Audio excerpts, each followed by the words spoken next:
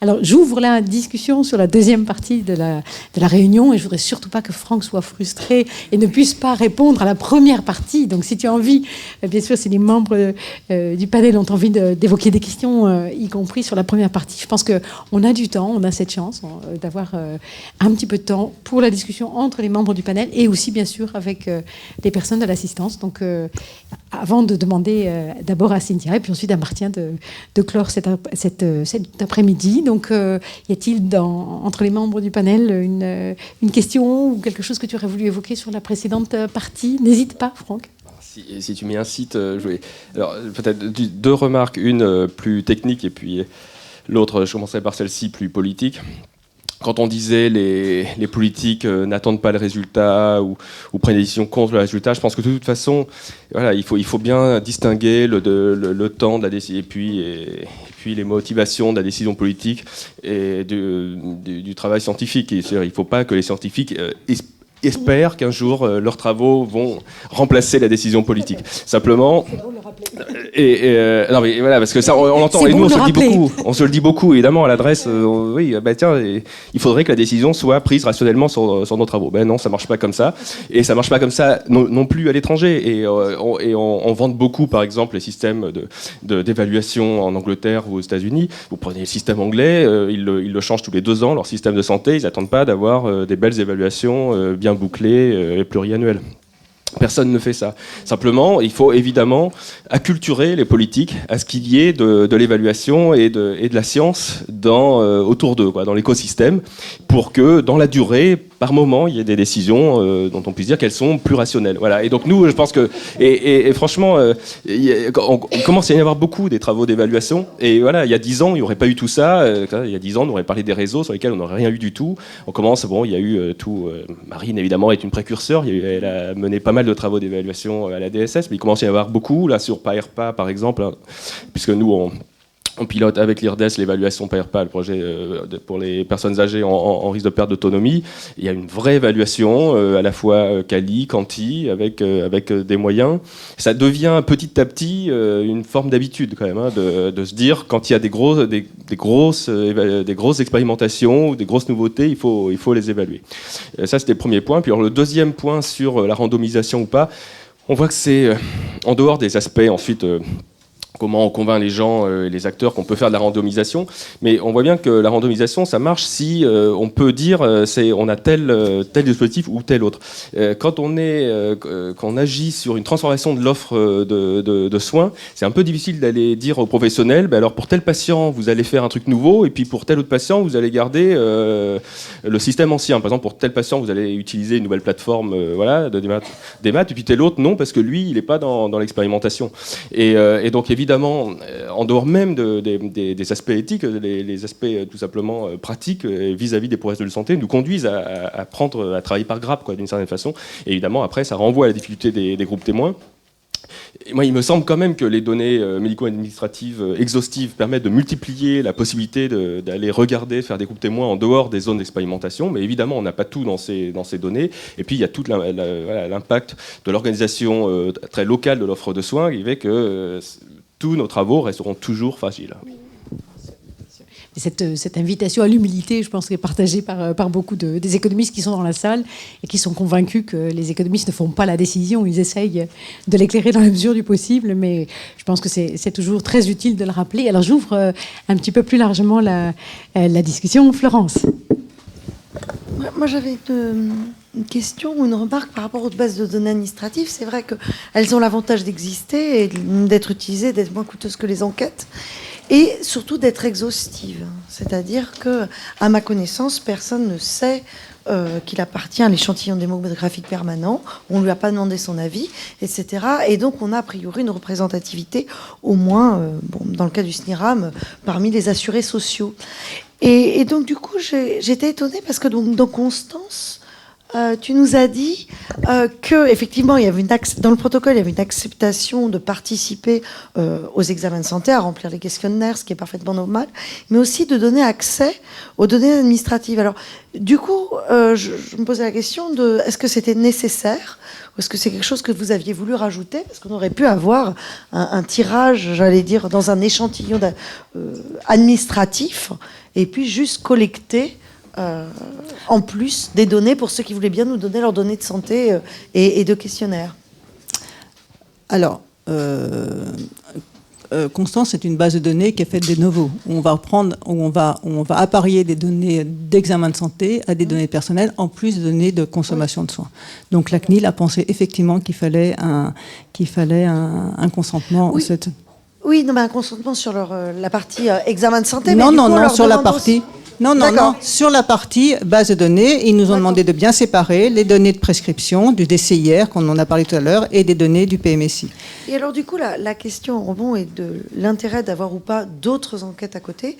C'est est-ce que finalement, à charger la barque sur les mêmes personnes, le même échantillon, il n'y a pas un risque au bout d'un moment d'épuisement et d'attrition? Finalement, d'avoir un très bel outil, mais de personnes ultra motivées, ultra spécifiques, et donc qui nous ferait quand même perdre des infos sur des personnes un peu moins compliantes, on va dire. L'avantage d'avoir accès aux bases médico-administratives, c'est qu'on les épuise moins. Voilà. Et donc, ce qu'on a chargé la barque, c'est au niveau de l'inclusion, effectivement, on a recueilli beaucoup de données, et le questionnaire annuel, il est beaucoup plus light. Alors, ce qu'il faut quand même savoir, c'est qu'on a une autre expérience de cohorte, qui est la cohorte Gazelle, qu'on suit depuis 25 ans, et en fait, qui marche exactement sur le même schéma, c'est-à-dire que les gens qui acceptent de rentrer dans ce genre d'expérimentation, de cohorte, en fait, ils sont très contents qu'on s'occupe d'eux et qu'on s'occupe de leur santé. Et ce qu'on a vu dans Gazelle, parce qu'on l'a regardé, c'est que les gens qui avaient été... on a eu peur, nous aussi, au bout de 2-3 fois dans l'année où ils répondaient à un questionnaire, qui répondent plus, mais pas du tout. Ça ne se passait pas du tout comme ça. Après ça, bien évidemment, on va faire attention. On a un comité scientifique qui va également faire attention au burden des participants. On va bien évidemment faire attention. Ce que je voudrais simplement dire, c'est que les premiers questionnaires annuels ont été renvoyés. On a plus de 85% de taux de participation sur les questionnaires annuels. On en est à notre 3e. Donc, pour le moment, on se pose... voilà. Donc, on va voir si ils répondent bien au questionnaire de l'adresse. Mais quand on a... j'espère bien. Hein, c'est pas. Mais on travaille beaucoup aussi avec l'adresse pour voir comment on va faire. Justement, juste pour compléter un peu la question de Florence, est-ce que vous savez à peu près combien de personnes répondent positivement par rapport au nombre de courriers que vous avez envoyés, c'est-à-dire quel est le pourcentage d'inclusion? Oui. Est-ce que vous comptez corriger effectivement, vérifier la représentativité des gens c'est la question piège dans la cohorte par rapport au reste, et notamment corriger des préférences pour la santé? Alors oui, bien sûr. Alors, comme j'ai dit tout à l'heure, quand on a présenté, on a eu du mal à mettre en place cette cohorte. Quand on a présenté le projet au ministère de la Santé et à la CNAM, ils nous ont dit, bon, Marie, d'accord, on vous suit, mais toutes ces données et tous ces coûts, c'est que vous puissiez donner également des données au niveau des informations de cadrage pour les politiques de santé publique. Donc, ça a été un gros challenge, en sachant qu'aucune étude en France qui demande à des gens d'aller dans des centres d'examen de santé, eh bien, la participation n'est jamais supérieure à 10%. Donc, 10%, et on nous demande d'être représentatif. Donc, qu'est-ce que ça veut dire? Donc, ce qu'on a trouvé comme solution, le problème de la représentativité, c'est quand les participants diffèrent des non-participants pour les facteurs qu'on veut étudier. Or, on sait bien, quand on fait la littérature, qu'il y a toujours, dès qu'on fait appel au volontariat, de toute façon, il y a un effet de sélection. Pas forcément un biais. Le biais, c'est l'erreur, ça dépend sur quoi on veut travailler. Donc, les effets de sélection, ils sont dus à 2 grandes familles, à des facteurs sociodémographiques, ce sont les ouvriers et ceux qui sont dans les classes défavorisées qui participent le moins, et puis ce sont également des facteurs de santé. Donc, ce qu'on a mis en place, c'est une cohorte de non-participants. Cette cohorte de non-participants, qui sera de 400 000 personnes, on va la suivre dans les bases de la CNAV et dans les bases du SNIRAM PMSI. Et à partir de ces 2 cohortes, de ces 2 indications, alors il faut savoir qu'au moment de l'inclusion, on a les données du SNIRAM qui existent, donc 3 ans glissants. Et puis maintenant, ils vont pouvoir, donc on aura toutes les données qui existent.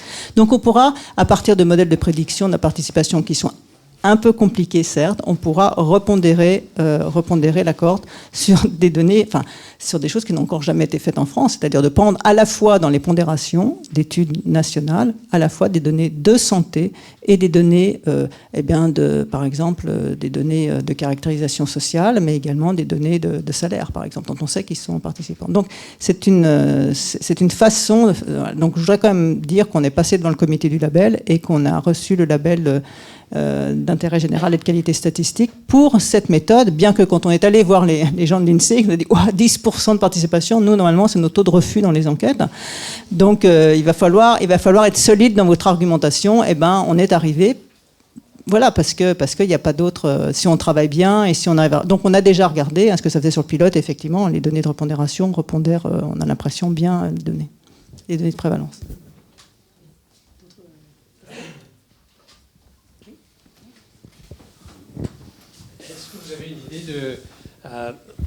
Dans le 100,000 Genome Project, quel est le taux de participation en Angleterre pour l'étude génomique?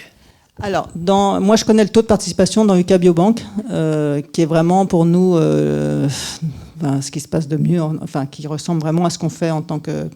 Le taux de participation est de moins de 5%. 5%. 5%.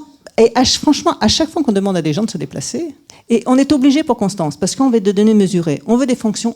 Par exemple, en France, on n'a pas les données de la fonction respiratoire, on n'en a pas. Enfin, on n'a pas des données vraiment. Si on veut avoir des bonnes spirométries, il faut faire venir les gens dans les centres. Si on veut avoir une bonne donnée de la vision, si on veut l'audition, par exemple, on n'a pas de données d'audition en France.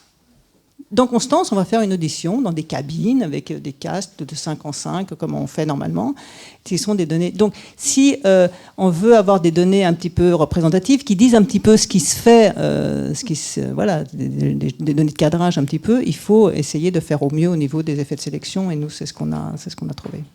Si je peux me permettre, est-ce que vous avez une agrégation familiale de volontaires? Monsieur, madame. Oui, monsieur, madame, et les enfants, ça peut être aussi très intéressant. Oui, non, mais alors, oh là là, mais on a plein d'idées. On a plein d'idées, et je pense que la plus belle idée, parce qu'on a beaucoup, là j'ai beaucoup de projets, de gens qui me disent, il y a beaucoup de projets, par exemple sur le problème de fertilité. Il n'y a pas de données en France sur de problèmes de fertilité, sur le nombre de femmes qui prennent des médicaments pour pouvoir, des inducteurs d'ovulation, etc., etc. Et il y en a d'autres qui disent, mais Marie, et pourquoi tu ne mettrais pas une cohorte des nouveau-nés de la cohorte de Constance? Mais c'est génial, on a tout, on a tout, non, sauf l'argent supplémentaire. Mais on pourrait monter, voilà, mais voilà, enfin on fait un appel, mais bon, les ministères n'ont plus beaucoup d'argent. Ça faisait même pas 2 mois que j'étais arrivée à la CNAM, que j'ai reçu une convocation pour faire partie de la 80%. Moi, je me pose des questions quand même sur la tirage. Mais moi aussi, j'ai tiré au sort. Et Marcel Goldberg est volontaire. Combien dans la salle? Bonsoir, enfin pas bonsoir, mais bonne fin d'après-midi à tous.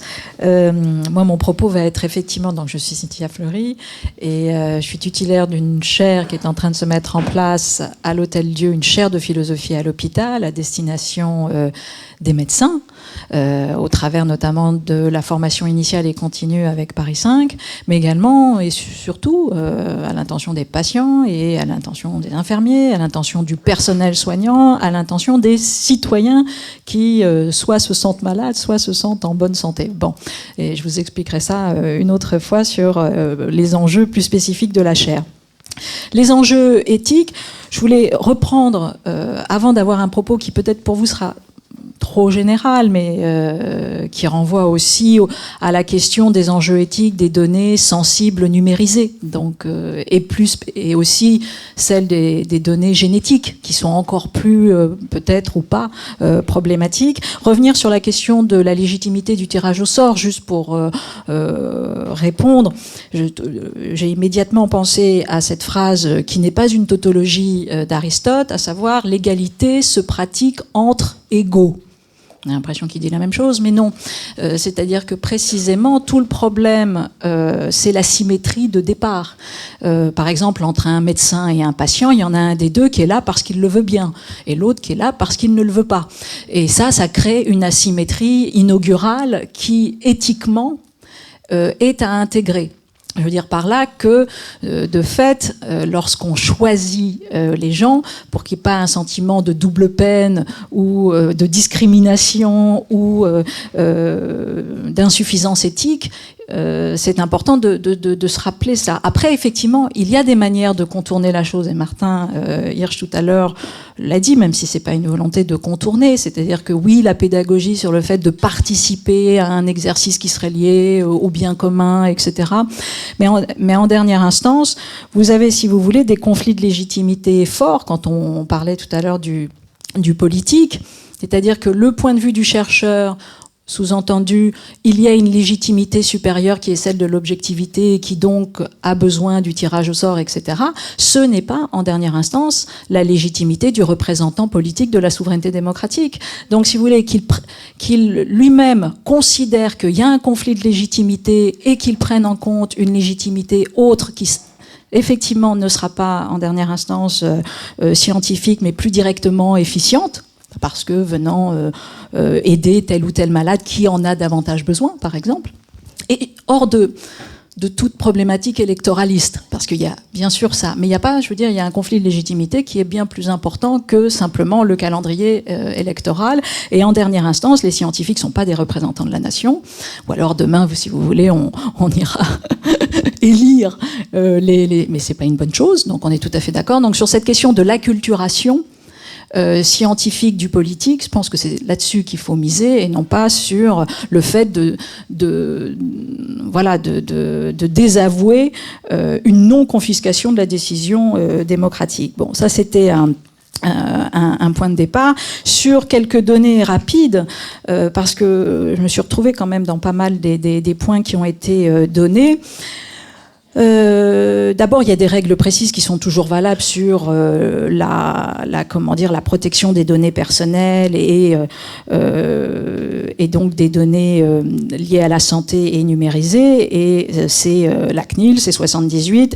Et juste, je vais pas relire, mais quand même, c'est absolument probant et non obsolète sur la question de la finalité, donc de savoir la finalité des données, la question de la proportionnalité, la question de la pertinence des données, donc de effectivement là aussi partager avec le patient sur cette pertinence-là et sur ces données adéquates ou pas, la durée limitée, la conservation, les questions de sécurité, de confidentialité, la question de la transparence, etc., etc. Et sur le refus des profilages qui est intégré au droit de la CNIL, c'est-à-dire les critères ethniques, les critères religieux, l'orientation sexuelle, en tout cas, il n'y a pas de refus de profilage lié à la pertinence d'être dépositaire d'une maladie ou pas. Donc, encore une fois, on fait bien la différence entre ce qui serait un critère discriminant et ce qui serait, au contraire, un critère qui peut-être serait plus éthique dans la hiérarchisation qu'on peut faire entre les cas qui sont proposés dans une cohorte ou autre. Donc, le fait de démultiplier les protocoles par rapport aux cohortes, c'est sans doute ça, si vous voulez. Je pense à un exemple qui n'est pas celui de la santé, mais qui est celui du politique, sur la question du tirage au sort. Parce que c'est la même chose qui revient. De plus en plus, on se rend compte qu'il faut combiner, c'est-à-dire avoir une partie, si par exemple on veut avoir un Parlement, on se rend compte que pour améliorer la représentativité de la représentation du Parlement, il faudra avoir une partie de tirage au sort, il faudra avoir une partie qui est plutôt calée sur la question de la compétence, il faudra avoir une partie plutôt ciblée sur les questions d'intergénérationnel ou la question paritaire. Enfin, on voit que cette question de la représentativité, elle est extraordinairement complexe. Bon. Donc, les enjeux éthiques, très rapidement, j'en ai une dizaine et je rentrerai une autre fois dans le fait de les définir davantage. C'est la question, bien évidemment, de la discrimination et de la convergence des données personnelles sensibles, qui, bien évidemment, suscite une instrumentation plus forte, plus discriminante et qui donc nécessite une vigilance renforcée. D'ailleurs, sur ces questions d'évaluation, moi je suis très très preneuse d'une évaluation éthique de l'utilisation des données sensibles, notamment par rapport au fait qu'elles ont ou pas renforcé des questions de discrimination. En tout cas, à un moment donné, il va bien falloir vérifier si sur le terrain, la question des convergences des données produit davantage d'efficacité, produit parfois aussi de manière corollaire des discriminations, etc. Mais ça demande un certain temps. C'est la question, bien évidemment, jusqu'où mes données sont-elles personnelles ? Donc, on a bien évidemment la loi du 7 juillet 2011 qui fait une obligation d'information de la parentèle. Et donc là, sur des données sensibles dites individuelles, il y a toute cette question de comment traiter les informations incidentes, comment respecter le droit de ne pas savoir de tel ou tel membre de la parentèle, en même temps avec cette obligation d'information de la parentèle. Donc, comment traiter ces données qui sont à la fois personnelles et communes à une parentèle.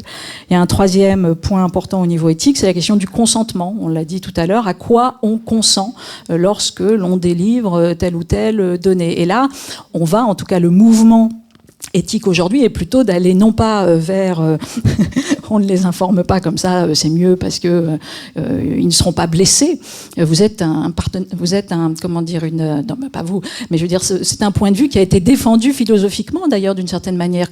Constant, c'est ça, c'est de dire la vérité. Bon, peut-être qu'on n'a pas toujours à la dire parce que précisément il faut ne pas heurter. Bon, on va pas vers là totalement. On va plutôt vers une cartographie de plus en plus précise, une territorialité du consentement. C'est-à-dire comme si on séquençait tous les moments du consentement, et donc c'est sachant qu'en plus, quand on le fait, on sait que personne aujourd'hui ne détient la trajectoire de ce consentement. C'est-à-dire qu'à un moment donné, vu que les données se transmettent ici ou là, on sait pas toujours à quoi on consent quand on consent. Mais bon. Il n'empêche qu'on peut essayer de préciser cette cartographie du consentement. C'est une autre question qui est plus celle sur la question de la numérisation des données personnelles de santé, etc. C'est plutôt la question, alors là, de l'autre côté, la forme de pression sociale. On pense par exemple à la question de carte d'identité génétique. Est-ce que demain, on sera dans une obligation par rapport aux politiques de santé publique de ne pas pouvoir se passer de numériser ces données de santé, par exemple. Donc ça pose encore une fois une limite, en tout cas la question des limites d'une utilisation des données personnelles. C'est le concept qui monte de plus en plus, peut-être que vous l'avez vu dans la Cour constitutionnelle allemande de 83 sur le droit de l'autodétermination informationnelle. Qu'est-ce que c'est que ce droit de l'autodétermination informationnelle ? C'est de considérer qu'il n'est pas un droit de propriété au sens traditionnel du terme, mais un droit attaché à la personne tentant à garantir en principe la capacité de l'individu à décider de la communication et de l'utilisation de ces données à caractère personnel. Et donc, on est plutôt non pas dans cette idée qu'on est propriétaire de ces données personnelles, mais que on doit toujours veiller à maintenir le droit à l'autodétermination, c'est-à-dire comment je peux décider de l'utilisation de ces données personnelles.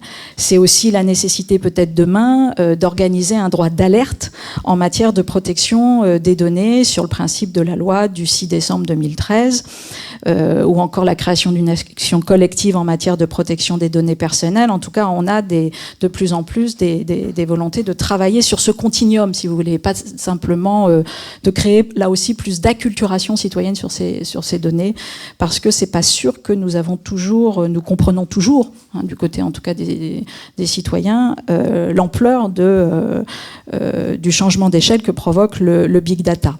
Et puis pour conclure, c'est aussi, alors c'est pas tout à fait éthique ça, c'est plutôt sur le fait de mettre en place des procédures techniques de l'autre côté, c'est-à-dire du côté des usagers qui, alors on appelle ça le privacy friendly, c'est plutôt non pas le public par default, mais plutôt le privacy by default, c'est-à-dire de commencer à ce qu'on appelle privacy by design, c'est-à-dire de plus en plus penser la création des outils en intégrant en amont, le plus en amont possible, les paramètres de protection de ces données personnelles et qui font qu'il faut un peu repenser les choses différemment. Dernier dernier point, c'est l'idée... Alors là, c'est très intéressant, c'est-à-dire que... Enfin, très intéressant, on ne peut pas dire que... Bon, c'est l'idée de comment, de plus en plus, les individus à la fois veulent concilier protection de la vie privée et partage des données personnelles. Bon, et donc ça pose là, est-ce que le partage est un mode d'être de la vie privée ? Après tout, c'est quand même une vraie question. Partager avec certains, pas avec d'autres, c'est quand même la base aussi de choix privés. Mais en même temps, c'est comment un individu peut participer à une définition du bien commun. Et là, vous avez de plus en plus d'études, en tout cas de philosophie du care notamment, sur le concept de publicness. Publicness, c'est ce concept qui consiste à dire il existe une valeur collective des pratiques de révélation de soi. Et donc, c'est librement tous ceux qui veulent participer, voilà, comme s'ils inventaient, vous savez ce que c'est la philosophie du colibri, hein, faire ma petite part, eh ben, ils font leur petite part en délivrant une donnée personnelle. Et ils estiment que ça vient... voilà. Et donc, on a de plus en plus de personnes, notamment aux États-Unis, qui ne sont pas du tout d'accord pour des pratiques de révélation de soi forcées, mais en revanche, pour participer sur cette question du bien commun, ils sont tout à fait partants. Et puis, bien évidemment, c'est tout le problème... et je ne vais pas rentrer là-dedans, de la marchandisation des données, bien évidemment, personnelles, individuelles, qui est problématique, et même de façon plus forte, du transfert, d'une certaine manière, de la recherche publique vers la recherche privée, dans le sens où de plus en plus d'énormes compagnies privées ne commercent pas simplement des produits, mais elles commercent des connaissances scientifiques, si j'ose dire. Et donc, vous avez là un changement même du statut de la connaissance scientifique qui est posé, avec le fait que des règles éthiques qui sont bien évidemment pas les mêmes pour des informaticiens et puis de l'autre côté des scientifiques. Voilà, un petit peu quelques données éthiques sur la question en 10 minutes, j'espère.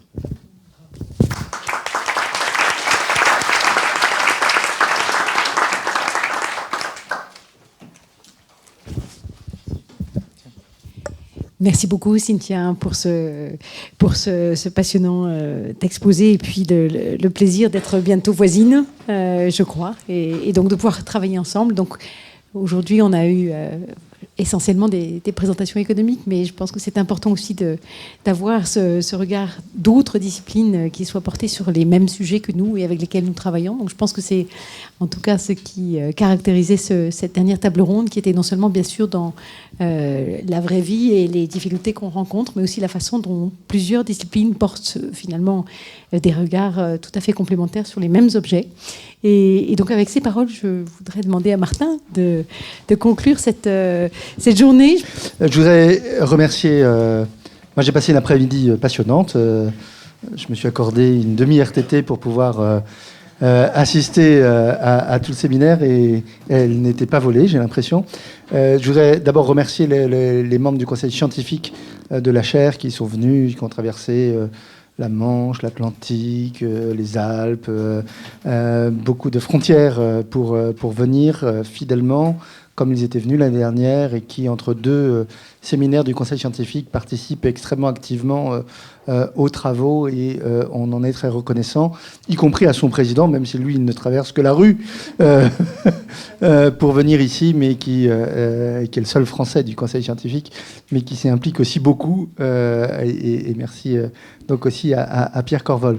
Je voudrais féliciter en votre nom à tous Lise pour le chemin parcouru en un an, qui est tout à fait spectaculaire, puisque l'année dernière, c'était le séminaire de lancement de la chaire. Là, la chaire n'est pas encore au sommet, mais elle a fait un travail tout à fait considérable. On l'a vu avec des illustrations pratiques d'appels d'offres gagner pour pouvoir participer à des évaluations. Donc il y a un travail qui se structure, qui s'organise et qui est tout à fait important. En entendant le thème d'aujourd'hui et ce qui se passait, je pensais aux 3 mots qui caractérisent notre stratégie pour les 5 ans qui viennent. On a intitulé notre plan stratégique pour une AP-HP ouverte, unie, innovante. Alors, outre que ça fait oui et que je déteste dire non, et les gens qui disent non, ça m'agace considérablement, derrière cela, je pense qu'on a eu aujourd'hui l'illustration des 3 mots. On est ouverte parce que on l'a vu avec tous les partenariats qui sont noués, tous les projets qui se font, toutes les connexions entre les bases, toutes les connexions entre les équipes de recherche. On est sur des sujets sur lesquels on serait juste suicidaire de travailler de manière fermée. Et pourtant, on peut avoir des tentations suicidaires. Elles existent parfois encore dans ce domaine. Donc là, on a, je pense, la preuve de cette grande ouverture et de ces partenariats qui se font entre chaires d'économie ici, chaires d'économie ailleurs, à Paris ou dans le reste du monde, entre disciplines aussi. Et l'année dernière, à la même heure, l'un des participants au panel disait « Mais pourquoi il n'y a pas de philosophe ?» Voilà. Donc je ne sais pas ce que vous avez souhaité pour l'année prochaine. Je n'ai pas entendu exprimer de choses, mais donc la philosophie est entrée par Cynthia, et elle ne sortira pas puisqu'elle restera, et qu'il y aura des choses tout à fait intéressantes entre la chaire d'économie et la chaire de philosophie. Je me permets de suggérer quand même un thème qui est le temps, qui est une valeur philosophique, qui est une valeur économique. Donc j'ai déjà dit, mais comme j'ai toujours peur de ne pas être écouté, je le redis. Je pense que le temps est un thème tout à fait important. Épidémiologique, merci à Marie Zins, voilà. Donc le temps vient d'être adopté comme un thème, je ne voudrais pas presser, mais par exemple pour un séminaire l'année prochaine. Voilà, mais ensuite, vous gérez les choses librement, mais... mais bon, c'est quand même une très belle notion. Voilà. Ouverture, donc, unité. Alors, unité, on l'a vu là aussi, dans la connexion des bases et des datas. Là aussi, tout à l'heure, on était suicidaire. Là, on serait criminel de ne pas avoir une notion de publicness en notre propre sein et d'essayer de connecter l'ensemble de ces informations qu'on se donne tant de mal à récolter. Et donc, pourquoi est-ce qu'on ne se donnerait pas le petit mal de pouvoir les partager, de les mettre à disposition et les mettre à la disposition de la recherche ? Et puis, l'innovation, elle va de soi là-dedans, à la fois parce que c'est finalement innovant de travailler, je vais y revenir une minute, de faire de l'économie et de la science économique dans un grand hôpital, et à la fois parce qu'on l'a senti dans les différents panels qu'il y avait derrière des idées d'innovation dans nos pratiques de soins et dans nos pratiques de gestion et de management qui doivent pouvoir partir de théories, qui doivent pouvoir être testées à l'épreuve des faits et des données, et qu'il y a effectivement une source d'innovation future dans la manière dont économistes et médecins, chercheurs peuvent s'intéresser aux données quand elles sont smart. J'ai retenu d'ailleurs une phrase dans un panel qui disait, tout le monde s'est interrogé sur smart data, big data, etc., mais que les data pouvaient être smart, mais que le manque n'était pas tellement de smart data, mais de smart questions. Voilà. Ce qui est totalement vrai, c'est-à-dire que je pense qu'au même moment où on fait nos outils pour pouvoir constituer des banques, constituer des bases de données, les connecter les unes avec les autres, je pense qu'il ne faut pas perdre de vue que tous ici, on est légitime. J'en ai montré la preuve en estimant que même le directeur général était légitime à poser des questions, mais que toute la communauté est légitime à adresser des questions à partir du moment où c'est des questions qui sont faites dans un esprit scientifique. Et c'est le dernier point. Moi, ce qui me ravit dans ce à quoi on a assisté et ce qu'on a partagé aujourd'hui, c'est que notre objectif était de considérer l'économie dans un grand hôpital universitaire, pas simplement sous le mot habituel de faire des économies à l'hôpital, et pourtant il faut faire des économies à l'hôpital, et tout le monde le sait, mais l'économie, c'est d'abord une science, avant d'être une plaie. Enfin, c'est d'abord une science, et on l'oublie trop. Et à l'hôpital, dans un hôpital universitaire, on fait de la science. Donc la médecine est une science, tout en étant avant d'être un art. L'économie est une science. Et la philosophie peut être une sorte de science, on peut considérer. avant d'être de la poésie, Voilà. Mais très sérieusement, considérer l'économie comme une science à part entière qui interagit avec les autres disciplines scientifiques nombreuses à l'hôpital, on peut faire le raisonnement inverse. On retire la science économique de cela et on voit tout d'un coup le trou que cela crée. Voilà, donc je pense que ce que nous construisons pierre à pierre, année après année, projet après projet, séminaire après séminaire, et reste, encore plus que ce que je ne pensais l'année dernière, quelque chose de tout à fait fondamental pour aider le grand centre hospitalo-universitaire à faire son boulot de soigner les patients, de faire progresser les connaissances pour mieux soigner les patients. Donc merci beaucoup, merci à celles et ceux qui reviennent d'une année à l'autre, et vous êtes les bienvenus l'année prochaine. Encore une fois, je me réjouis d'avoir eu cet amphithéâtre, cette petite pièce pleine. L'année prochaine, on fera plus grand. Voilà. Merci.